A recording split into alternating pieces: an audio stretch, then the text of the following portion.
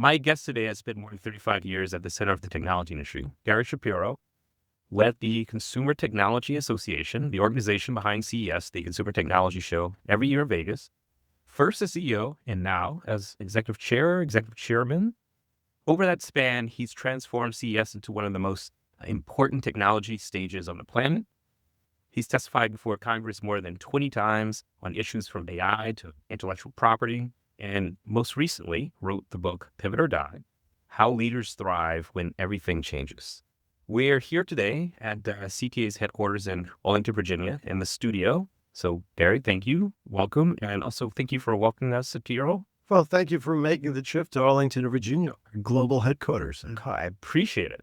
So I'm going to start off with your book, and just fair, I am not done reading the book yet. I'm still early in the book, but what I did appreciate about Pivot or Die is that it starts off with COVID. And the story that really stuck with me is that while everyone can relate to COVID, you were forced to move the biggest conference the biggest conference ever, and take that conference with more than 140,000 attendees, thousands of exhibitors, 2.5 million square feet of floor space, and figure out how do you do it virtually. And you had to make that call early, which so I'm not so early, I think it is. And just wondering, like when we took a pivot, that's one of the biggest pivot points. What was that decision like? Well, it's an interesting question. And I'm glad you raised that because COVID was the big pivot for the world that we all experienced together. But that specific decision, what was very controversial in the world of those people that put events on, because no one had canceled an event 7 months out.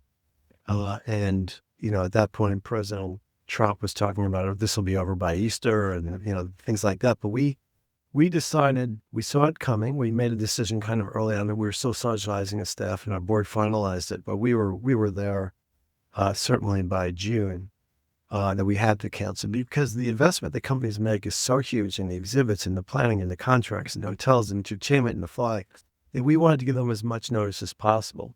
And there was no way there would be a vaccine that publicly available in terms of broad public reach that would be there in time for the show. So we just made them very logical that this makes no sense. And we spoke to all our partners ahead of time in Las Vegas, and they were all very understanding. And one of them said, well, but our contract says that this really isn't in force majeure, an act of God, because it hasn't happened yet. And you're supposed to wait till it happens. And I thought that would be foolish. So we took a calculated risk and did what we thought was the right thing for everybody. So like hotels and convention centers could plan as well. And we went digital, and then we not only did we go digital, but we had to find vendors, and no one had ever tried anything of that scale to try to do it. We ended up with Microsoft because they're a member of ours. They're a good customer. They understood then Microsoft Teams. They're very good on cybersecurity.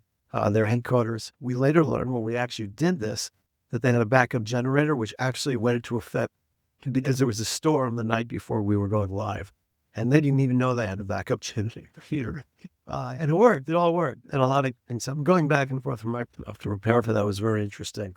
But they, trying to do stuff in a larger setting and get keynotes done ahead of time and interviews. It's actually some ways easier because you could interview almost anyone. They were willing to do a Zoom call interview, but doing live stuff. We took calculated risks, and it worked out well. But you could look at the world two ways. You could say, this is a terrible thing that happened, or you could say, wow, there's tremendous change, which means tremendous opportunity. And the opportunity we had as a world was to do things differently, to do remote work, to learn about different ways of communicating. And when you were early, I mean, this is, I think, living on the frontier, is because you made that call early. As remember, there were a lot of large conferences that followed your lead, and also learned from some of the things that you did. I mean, this is innovation in a lot of ways of taking something as huge as CES is and turning it into a virtual format. Yeah, but I don't want to overstate how great it was, because it wasn't great, to be perfectly honest with you. It was extremely difficult. And one of the great lessons, I think, at the CEO level from people I speak to, CEOs around the world, is that they all of a sudden focused on trade shows as entities and other events where you have to be face to face with people. And I think they were very frustrated because most CEOs have a big part of their job, which is dealing directly with people. And I think it was very frustrating for them. And while the CFOs, after all this whole tragedy of COVID, like, oh, wow, look at all the money we saved not traveling. The reality is you need that live, face-to-face, five-sense experience where serendipity rolls and things matter and you can discover people, discover relationships. And we're still seeing the benefits of that. Now there's more and more opportunities for all staff to get together and work in an exhibit. There's opportunities there for discovery. There's opportunity for new customers to strengthen these. And all of a sudden, at the very top levels of major corporations around the world, these events are greatly appreciated. CFO still, forget the trouble. And although I'm the paid cheerleader for the technology industry, and I believe in the power of technology to do a lot of great things, it is not a great substitute for the fundamental human experience we need to be. Like you're doing this, sitting here with me, and it's so much more meaningful that we're together than just doing the way some of our interviews. That's something I hear from a lot of business owners. It is that it's the time that it's taking to get back from virtual to being in person for events, physical events, the Zoom webinars, they're just not the same. They're not a replacement. For a moment, that was there, but I'm going to go on a big tangent here for a moment. But when you look at it, people are trying to figure out what their next job is in careers, and being in person, physical makes a difference. Absolutely. And when you experience, we are human beings. We need other human contact. And the information you can get from a computer about somebody or with a great Zoom call or Teams call is very limited because you're not getting the full sense of what the person's saying. You're not having an opportunity to have a drink or, share a meal it's much more difficult just to discover what you don't know. The joy of an event like CES or other trade shows is the serendipity you are discovering. You're being inspired. If you think about what innovation is two ideas coming together which produce something that people find value in. And the way you do that in an efficient way at a trade show or a convention or a meeting is you have a lot of people and you create an environment, a catalyst where these innovation ideas can grow. And also do it in an inspiring way. There's nothing more inspiring to me than events like CES, where you could go and see what's out there. We have over 4,000 exhibitors, almost 150,000 people from around the world, over 7,000 journalists. And you just walk around and say, I can't believe you can do that. You do. And people, even journalists, are coming back. They're saying they get enough story ideas and interviews for several months. So it's a very, very efficient way. There was one highlight moment that occurred for me many years ago. As CEO of Intel, I ran into the last day of the show and he was carrying his own suitcase, which really impressed me. And he said, we just want to thank you because I got more done in these 4 days. I met more people from around the world than I could have traveling around for 6 months. So I have to, of course, ask one of the reasons I found it so timely is that we are living through, I think, the biggest transition or thing that has ever happened, which is AI, artificial intelligence. When we think about this pivot to AI, it's such a fundamental change in how we work, how we make decisions, how businesses operate, and it's one of the biggest disruptors. So when I was reading your book, you talk about the 4 types of pivots. And those 4 types of pivots, I think, is startup pivot, the force pivot, the failure pivot, and the success pivot. Can you explain how those are different? And also when it comes to AI, what type of pivot do you think that we're in? What type of pivot do you think businesses are dealing with right now? Well, you're right about AI. I agree with you. It is a fundamental change and it's happened super quickly. Like if you look at the telephone and it took like 25 years to get where we are in AI, or even some of the internet itself, which was a huge pivot for the world in terms of creating business, creating opportunities, but also creating fears. We have certainly lived through technology as it's come along in a way, it's almost logarithmic, the increase in the pace of change, but there's similarities that going back for every new technology because it's inspired great possibility, but also people as human beings love the status quo. I mean, that's how we grow up. We start, with our families and everything is like you want it to be the same, but life changes around you and you're not going to stop it. So you have to adjust. And it's a little bit of Darwinism there. It's not the strongest or the fastest, it's the quickest who can adapt. And that's true in the business world. When you talk about the 4 types of pivots, they're each different. Certainly startups have an advantage over bigger companies. They can move super quickly and they can jump onto in a rapidly changing time like this, where you're seeing more like startups going massive, like almost overnight. it's because of the technology of AI that allows that. The success pivot is especially one of my favorites. The problem with success is you think you're really smart when you're successful. And the other problem is almost every company has one great product that they make all their money on. It's the biggest thing they do. And they carry them. So every new thing they do is like, first of all, it'll never get big enough, quick enough to satisfy what the old thing is. And Steve Jobs figured it out. He created a Skunk Works, and that's how he dealt with it as a big company. And he recognized that, and that's how he kept pivoting and growing Apple. And others have done that as well. But generally, the fact that it takes so long and the big companies are slow allows us startup pivots. The failure pivot is one where you don't have a choice, really. Like you're going down and you know it. But I've seen there's a lot of denial when companies are going down, because there's things you could do when you start going down where you could either sell out, you could change, you could partner, you could do joint ventures, you could save your value. But what I more often see is that people are in denial. They're stuck with this idea and they can't give it up because either the idea hasn't worked or they haven't executed, or it's just not a good idea, or life has changed around them, or everyone else saw it was a good idea. And there's no real barriers or moats to get into that product or field or service.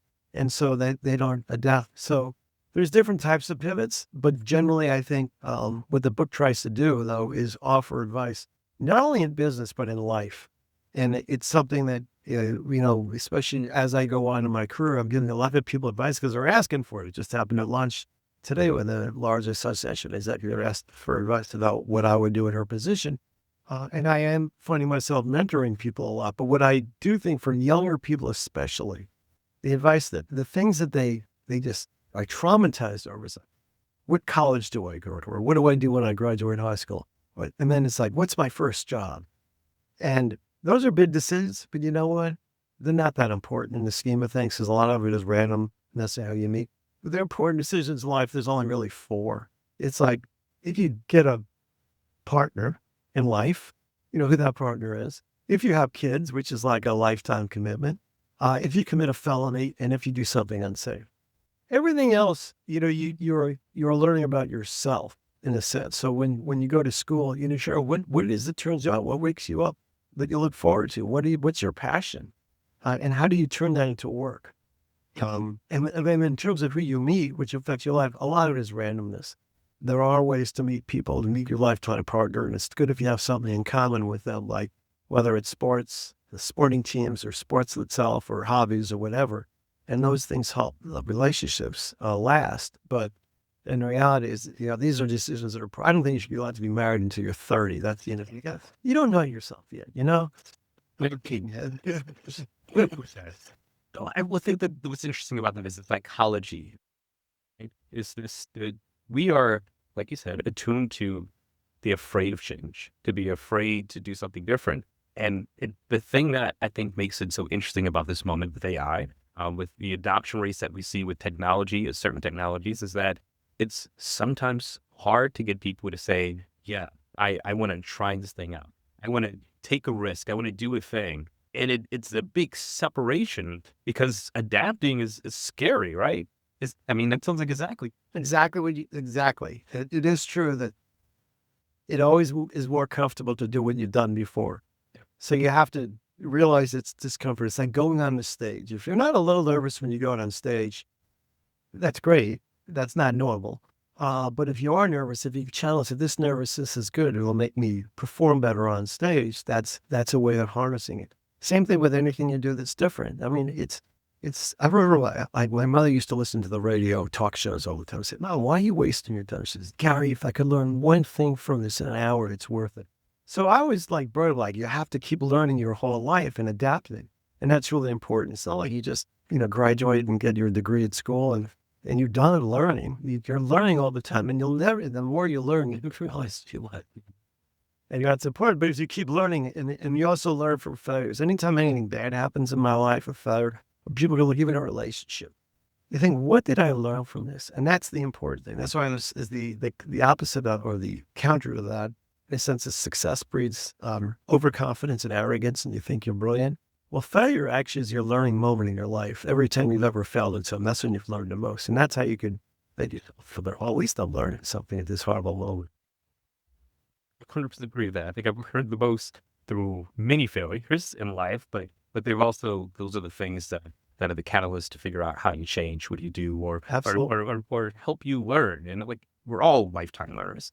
And Definitely the people who are watching this podcast or because they're watching it, they're like totally. well, of course, this is why they tune in. Absolutely. So this moment, you have members of some of the biggest consumer organizations in the world, and you're speaking about someone who's a trade association leader, and wonder when you look at the moments of mass disruption. We talked about COVID, one of the biggest disruptions that I can think of in the world. I know that you were here for the internet and the web.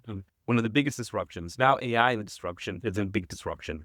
What are the types of things that you hear business leaders or that you talk with business leaders about and how they prepare to, I mean, I guess the best word is to pivot or die. Well, I think that there's a culture among successful people of pivoting, Yeah. actually, and adapting to change. And the more I've gotten to know a lot of CEOs, Like a muscle. it is, you don't become a CEO of a successful company without learning how to pivot. I mean, Yeah. maybe there's probably some examples in the tech world where very extremely inexperienced younger people, they did one thing that was great and they're still even carrying it. But generally, what we see, for example, in the tech world, speaking of pivoting and risk taking, is we see a lot of immigrants. They've made the risk already in their lives by immigrating here. It's a big risk, that new culture, often a different language, you're giving up family. So then starting and taking business risks is not that big a deal for them. And they're willing to do that. And it's striking to me how so many of our tech companies are formed by immigrants or children of immigrants. And it's true statistically with research. It shows how much immigrants are willing to take risks, that a lot of the entrepreneurs. It's why a lot of what's going on in terms of pushing out our immigrant community, who is not here, I guess, legally for the long run. But that's affecting not only our ability to innovate, but it's also affecting, we have this great manufacturing push in the US, and yet even we're kicking up the workers, and we have Americans that are not doing it. And when I go and talk to our members around the country, they say, love to manufacture in the US. Show me where the workers are, because they're not available. They say, we'll train someone for 3 months. And in certain areas of the country, 70% of them will leave within the first 3 months after they're hired. They said, we can't find the workers. That's one of the reasons we manufacture overseas. And of course, there's the cost of workers, there's the cost of healthcare that manufacturers there, here, in other countries, that's borne by the government. There's a lot of different reasons that go into this thing. And our big risk as a country right now is we are basically starting to put up a digital wall around the country for a lot of reasons. Some of it's called national security, it's called tariffs, it's called not letting people in come visit, which is, travel industry is being decimated by our own country at this point, because a lot of people don't like us. There's rumors about what's going on. I mean, there's so many things we're doing wrong as a country right now that is discouraging our own economy. The CEOs can't plan anymore because they don't know what's going to happen, because they don't know what a range of tariffs are. They don't know where they get their workers from. They don't know what the next administration or Congress will do. And if you want businesses to succeed, you need a certain level of predictability from your government. You can't have contingency planning going, 96 different ways. And that's where we are today. And it is a fundamental concern for me in the country. It feels like a lot of consistent chaos, and it reminds me that as much as I like to think of CTA as CES, that a big part of your organization is focused on advocacy for technology, advocacy for consumer businesses and technology. And if I have the number right, I think in the beginning I said 20 plus times that you have stood in front of Congress to talk about everything from autonomous vehicles to tariffs to to AI. I'm curious. To start off, I have like 2 or 3 questions here. First off, I've listened to some of the things of your thoughts on AI advocacy. The Trump administration recently, just in March 2026, released their plan, and I think there's some similarities in that. And I think we both believe here is that there's a risk in having a lot of states do their own regulations as opposed to more of a federal roadmap for how we legislate around AI. And that is in some ways, the potentially the ideal way. I don't know if you have any thoughts there. I have so many. So, AI is the technology of the era that will define us. There's no question. You made that point. There's different flavors of AI. AI has been flying planes for a long time. I So, know. and there's factory automation, there's robotics, humanoid robotics. There's so many different things. Humanoid for pets that are robots. There's a lot of great things that AI is doing, and it'll do a lot more. But my career, you're right, has been from the beginning, starting with the legality of the VCR, the getting the PC, high definition television, focus on the internet itself, working on literally global laws now that allowed commerce on the internet because it wasn't allowed in the beginning, as well as now going to AI and self-driving vehicles and robotics and quantum and other things where there's so many things that are obviously coming. And there is I don't call it a battle, but there's a race among nations, and it will be determined whose economies do better, and maybe what languages your kids end up speaking, because this is a hugely important battle that's fought out.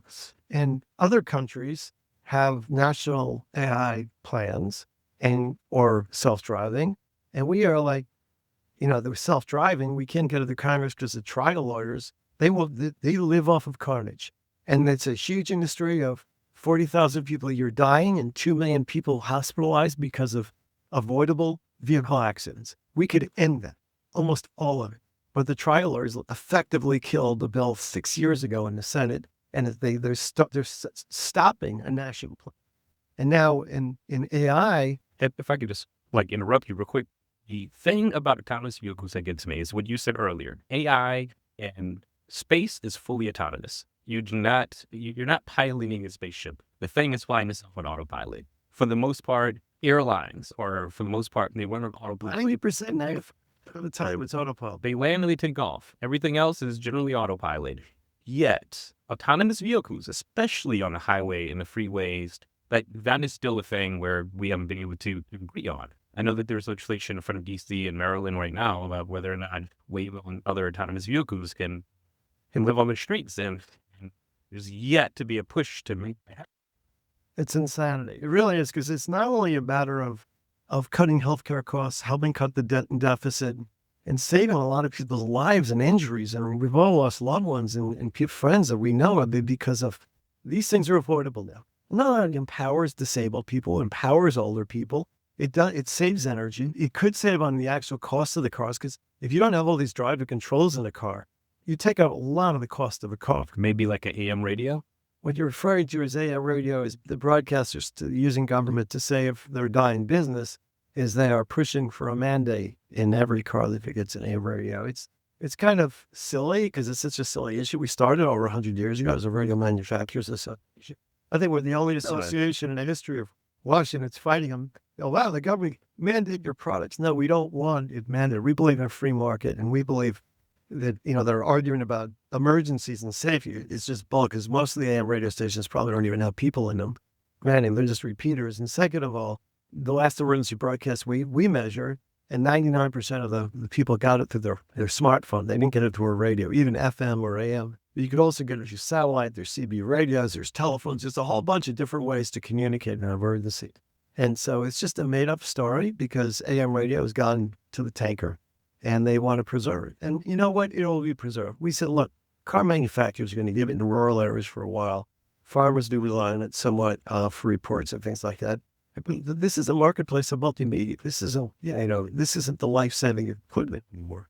But getting back to the different things and the products that are introduced, efforts like self-driving, and now we're seeing with AI. And you mentioned 50 states, there's been over 2,000 pieces of legislation introduced in the states in the last 15 or 16 months. And that is debilitating to startups. This is where big companies have the advantage. And God bless big companies. We have almost every one of them as a member of ours, but 80% of our companies are smaller companies. And as a fundamental cultural imperative for our organization, we want startups. We want entrepreneurs. We give a break to the exhibitors of the CES that are startups, because we want them there to expose their ideas to the 7,000 journalists, the tens of thousands of retailers, the investors, the partners, and the big guys. Because you know what the big guys want to invest in? They want to be the first customer for it. They want to help finance the small guys because they want to learn. They recognize this innovations occurring. And that's what that's fundamental, basic secret sauce of the United States is that we encourage innovation and challenging the status quo more than any other country. And it comes from our culture. It comes from the fact that there's so many people that came here that are immigrants. It also comes from the fact that we have a First Amendment that allows you to say what you want and push back on government. When the broadcasters are trying to protect the rice bowl, you just push back because they're doing it again. They're doing it in all sorts of different ways. They want a TV tuner standard. They want a TV tuner on every video screen you buy so they could get a signal. They're just pushing and fighting because they give the members of Congress free airtime to do charitable causes so they could get in there. And that, look, they're in every district. And it's fine. But like bureaucracy and fear is the thing that prevents innovation from happening. In that way. Bureaucracy is stultifying. I mean, I go to France a lot, and I'm a huge fan of President Macron because he really believes in entrepreneurship and innovation. He created a third party called La Marche Forward, which was all about technology and innovation. He made his pitch at CES in Las Vegas 2 years in a row, and he is in there in office, and he's fine. But as I give a lot of speeches in France, and I can't resist saying, entrepreneur is a French word, but so is bureaucrat. So they understand that about themselves, but they do have a lot of good things going for them. But Europe itself is, you want to talk about AI. So part of AI is enormous data sets. That goes against against privacy principles that we share. We share with the Europeans. They're definitely worse. They're like everything. So you can erase your own history on the internet about law. We're more balanced. China's the other way. China has 1.3 billion health records in one agency. And they could use AI and draw every possible correlation. And they're going to figure out how to treat people. It's a very homogeneous society where we look different. We have so many differences in so many different ways. They're not like that, but they are going to be ahead of us on AI because they have no privacy at all. And they really are going after AI. They're producing AI engineers and scientists en masse. Like, we can't keep up. Remember, China has more people than the US and Europe together, multiplied by 4. So it's a numbers game with them. It's like they're Olympic athletes. You get enough people and then you get the best. So you're going to win a lot of Olympic medals. And especially if, you don't have human rights as they do in China, the way we do. So what we try to do is we're like Goldilocks and the Three Bears, We don't want to push too hot. We want to do cold. We want it just right. And that's what privacy and balancing against innovation. We want to be reasonable. And that's really important. I can give a lot of examples where maybe we haven't done the way we should. I see them a lot because in healthcare, especially my wife's a surgeon and she does research. She's an inventor. And I see how sometimes privacy is so high that you get rid of progress and you don't save lives. And that's not a good thing. So let me shift gears here for a second. CES. One of my favorite things, I think I've been to 7, 8 years.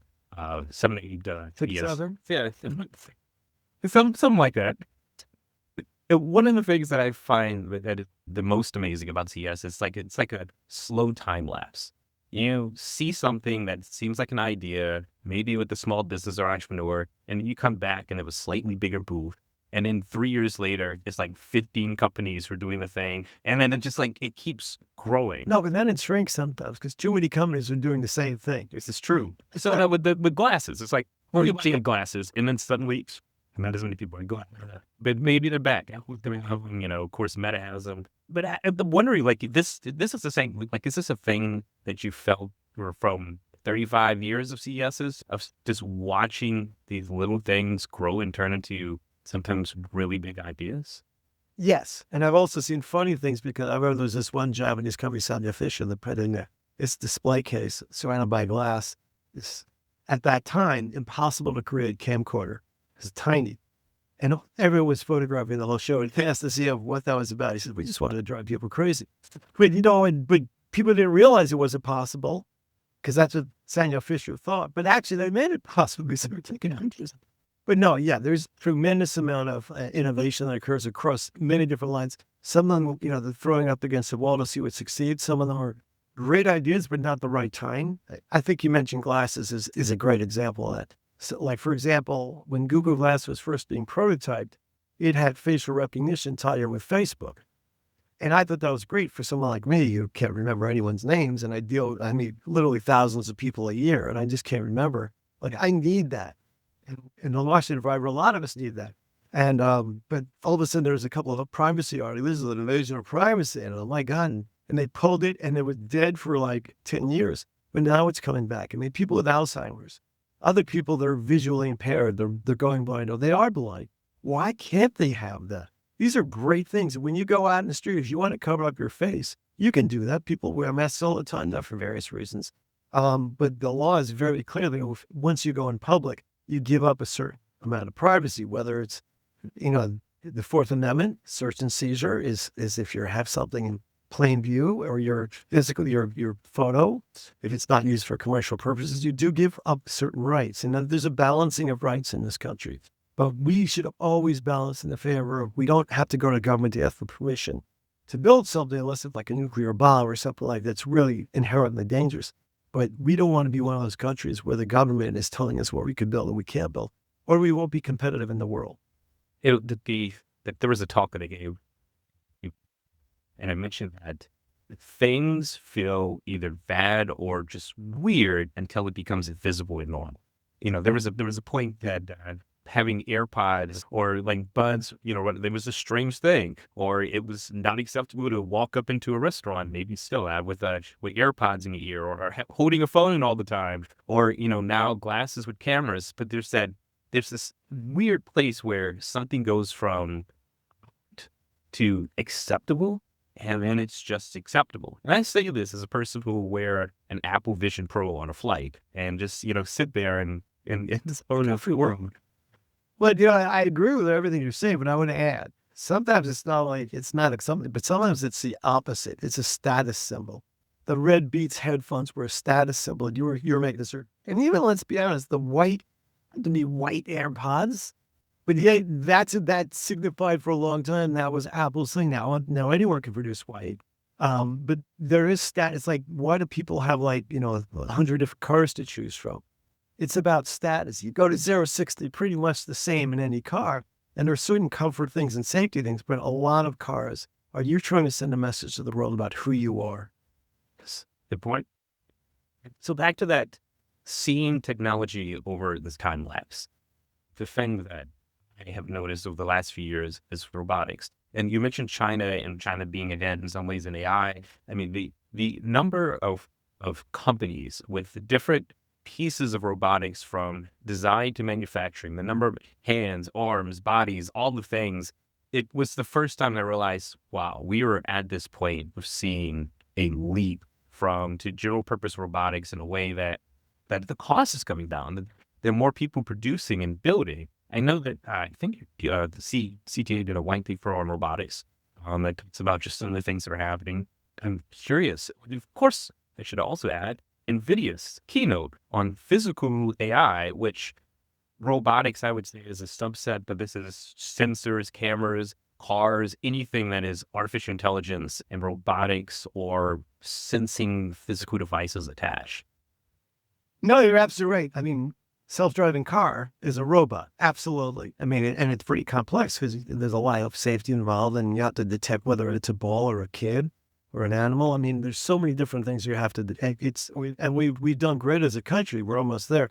But yeah, at CES, we had over 50 robotics exhibitors, and we expect more. It's correct. I grew up reading science fiction. That's where I love this stuff, because this is CES and other events are like science fiction coming to life.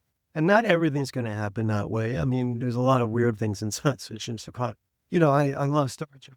I don't think I'm going to live to see teleportation. I'd like to, but robots are weird, are definitely a success thing, and they'll be very unusual and different from each other. So there's a lot of categories of robotics. Some of them are comfort. Some of them are for safety. Some of them for industry. Some of them are for tasks to save things. There's a lot in the food area of food preparation. Now there's robotic restaurants, there's robotic servers, there's robotics delivering things all around now. George Mason University, the campus, they're one of the very first to have robotic delivery of pizza. And this is like at least 10 years ago. There's a lot of going on all over the country and the world in robotics. And we're still doing the baby steps now. And there's ethical issues that come up with AI and with robotics, and we have to deal with them. But the things I've been involved in, like the internet, HDTV, other areas, is where we have to define a national goal and say, this is what we want. And once you agree, but the government and industry knows, well, you will get there because there'll be a process of discovery, of evaluation, of experimentation. And the marketplace itself has to determine what ultimately is, unless there's a reason, like the government, when, for example, we stay away from national security issues for the most part. But, how they do what they do in defense, they have all sorts of reasons for doing it the way they do it, requiring to build in the U.S. The challenge we're facing is more and more, like with self-driving cars were defined as connected cars as a national defense issue, and then drones as a defense issue. And now there's this proceeding out there on wireless routers as a defense issue. And some of the defense things, when you try to understand, they're very difficult. I mean, drones is very clear with what's going on in the Mideast and how important drones are there. Self-driving vehicles, and whether you're, I remember when the Y2K was coming, the concern was like everything would turn off. And then I remember even before that, there was the guys at chips and products or the senior government officials. This is terrible. Your coffee maker with one chip in it's going to revolt and start spewing coffee at me. There's been a lot. The thing about technology is that people think it's going to take over the world and hurt you. And unless it's specifically programmed to do so, it's not likely to do that. But there are legitimate issues of cybersecurity, and there are concerns. And our job as an organization, which you referred to earlier, is to make sure that public policy, in a way, is welcoming to innovation, but sets the necessary guardrails to protect citizen safety, which are important. And it's also important for manufacturers and service providers to know what's legal and what's not legal. What's happened lately is that Congress and administrations, in the interest of compromise, sometimes they get lazy and they don't define what's legal.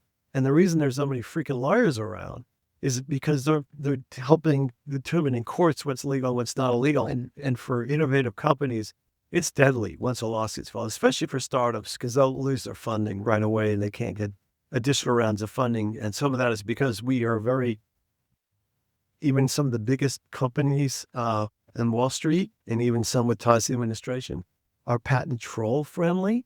And people buy up dead patents and then they just issue threatening letters and then make money. And now they're basically sell this as a bundled package, as you could buy, a piece of this patent trolling thing. And that's devastating to innovation. So there's a lot of things which we're fighting on and we're not succeeding on. Litigation costs, patent trolls, all sorts of things. One thing the U.S. does fairly well is we have a bright and flexible workforce where we have people that can share in the profits. We have a lot, like if you take NVIDIA as a company, which is clearly one of the most successful, Jensen Huang, who came into this building the very first time I was in Washington and spoke to our staff. I wish I listened more carefully and bought his stock. Because he laid out his vision. He has many, many multimillionaires among like several thousand of his employees. Not only the most valuable company, they're also one of the smallest, most valuable companies. I think the smallest that's ever existed. I'll fact check and make sure I put these in the show notes just to make sure.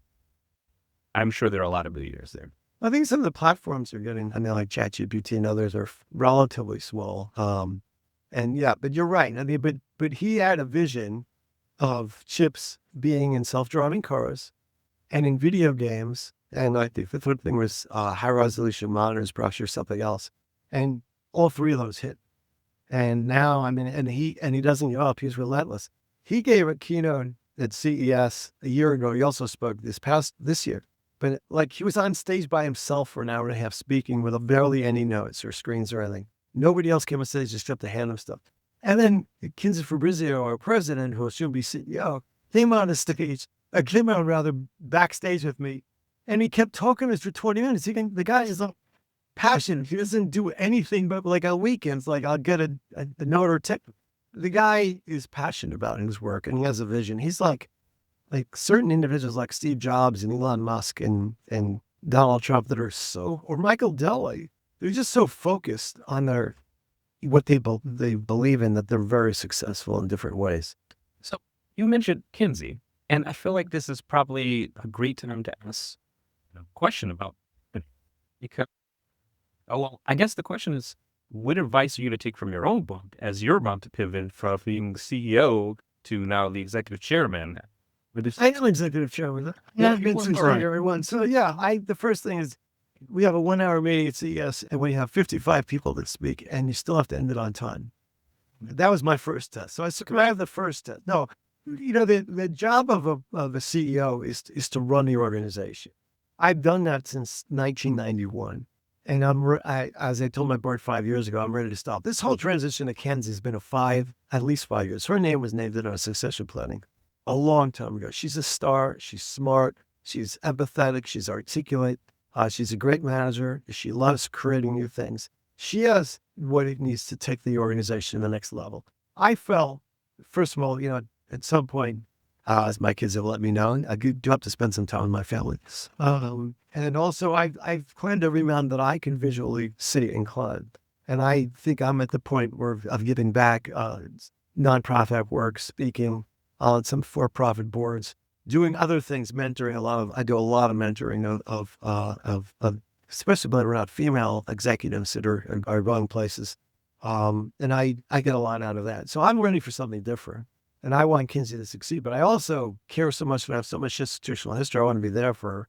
So our board and Kinsey and I have agreed on this executive chairman thing for a while that'll, I think, carry me and give me the taste. But I do not want any Robert Iger of Disney to have your handpicked successor come in there and then you cut him off at the knee. So at this point, I think I've been really well behaved, but she's not giving me any reason not to be. But I think she'll do great, and I want to be there. As I told her, I'm always there a phone call away. But I realize also, since I've dealt with so many CEOs, I've seen them, how they transition out, and I see what they do. And sometimes it works and sometimes it doesn't. And I realize that I'll give you a positive example. That President Bush, President Obama spoke to each other frequently, even though they were in office at the same time, but they would call each other and they get advice from each other. And not the Kinsey and I are different political parties, but the point is it does happen in a very positive way because the CEO position is a very lonely position and no one really knows what you're going through because the people that work for you, as much as you love them and like them, they're not your friends because you're in a power relationship with them. So you have to be able to talk to other people. I've been very blessed that as opposed to some association executives that approach the boards as enemies, my board has been chosen not because they're great guys, which he went and nominated, but he talks about that, but because they fill gaps and needs and I could bring my biggest problems and they could help solve them. So that's been a very important relationship. And I want to continue that culture on the board to make sure we get people on the board. They could come from different backgrounds, different companies, different categories, different size of companies, different parts of the world or country, and bring different viewpoints. So we'll have what it takes is you need a strong CEO and you need a strong board. The chairman's role, frankly, is to make sure every board member is heard. The board approves the overall strategic direction of the company, and the CEO's role is to run the company and come up with ideas collegially with the board and the budget. And by every definition, we've been very lucky. I'll say luck is a large part of our success. We caught this thing called industry, and we have a CES, and we've always gotten new things and grown. And we've been definitely, by every measure, one of the most successful organizations in Washington. And we want to continue that, but we need Kinsey to take it to the next level. So that's a long answer. Well, what I'm hearing is that you're expecting that Kinsey's going to keep inviting you to CES even after you maybe retire from being a chairman. Oh, I can't think should. I think I qualify to go as a former chairman. So I've never thought of it that way, but I will. Go on. But I hope God, I'm not sure. There's no way that you would. I'm just. All right. Last question. 2027 for CES. Where should I eat next year? Where should you eat? Yeah, what's your favorite place? I mean, you spent a lot of time in Vegas. I'm sure you spent a lot of time in Vegas with CES. Don't you have like some?